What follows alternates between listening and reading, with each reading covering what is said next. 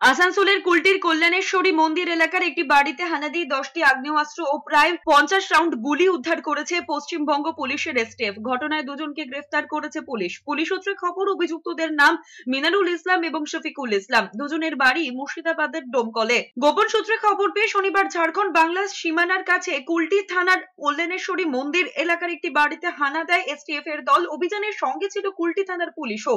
ওই বাড়ি থেকে 10টি পাইপ গান, 50 রাউন্ড 8mm কার্তুজ এবং 4 রাউন্ড 9mm কার্তুজ মেলে।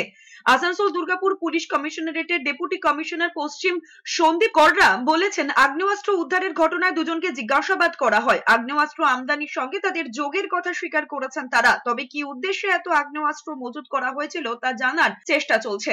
তারা অন্তর্রাজ্য বেআইনি অস্ত্র কারবারি গ্যাংয়ের সদস্য বলে পুলিশ সূত্রে খবর।